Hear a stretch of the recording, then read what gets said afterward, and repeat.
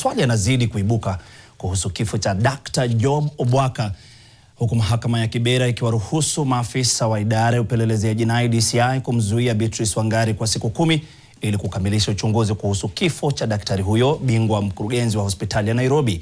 Fatuma Bugu anaarifu kuwa uchunguzi wa maiti utafanyika kesho Jumanne, ikiwa ni mwanzo wa kutegua kitendawili kuhusu kesi hii.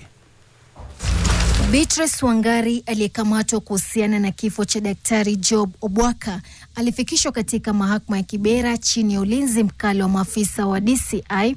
Kwa mujibu wa maafisa upelelezi, Wangari alikamatwa Ijumaa Aprili mosi majira ya saa 3 usiku akiwa katika hospitali ya Nairobi baada ya kubainika kuwa ndiye aliyekuwa wa mwisho kuonekana akiwa na marehemu.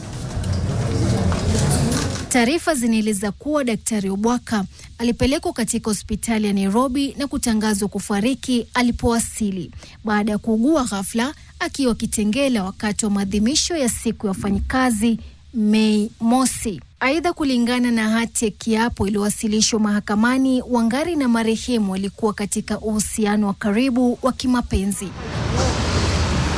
DCI waliomba mahakama iwape ruhusa ya kumzuilia Wangari kwa siku 14 ili kukamilisha uchunguzi, wakisema wanachunguza uwezekano wa kifo hicho kusababishwa na sumu. Then that takes us to the 14th of this month. Katika hatua ya uchunguzi, baadhi ya vifaa kutoka nyumbani kwa Wangari vimechukuliwa na kupelekwa kwa maabara ya serikali kwa uchunguzi zaidi wa kitaalam. Upande wa serikali pia ulipendekeza Wangari afanyiwe tathmini ya afya ya akili. Hata hivyo, wakili wa Wangari aliwashutumu wapelelezi kwa madai ya kuficha baadhi ya ushahidi muhimu katika kesi hiyo. Baada ya kusikiliza hoja za pande zote, mahakama iliamua kuruhusu Wangari kuzuiliwa kwa siku 10 badala ya siku 14 zilizoombwa na DCI ili kuwapa muda wa kukamilisha uchunguzi. Wangari mwenye umri wa miaka 45 atazuiliwa katika kituo cha polisi cha Kilimani huku uchunguzi ukiendelea.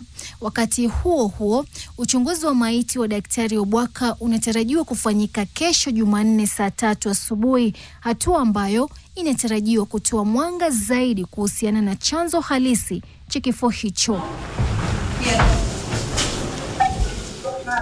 Fatuma Bugu, NTV, Nairobi.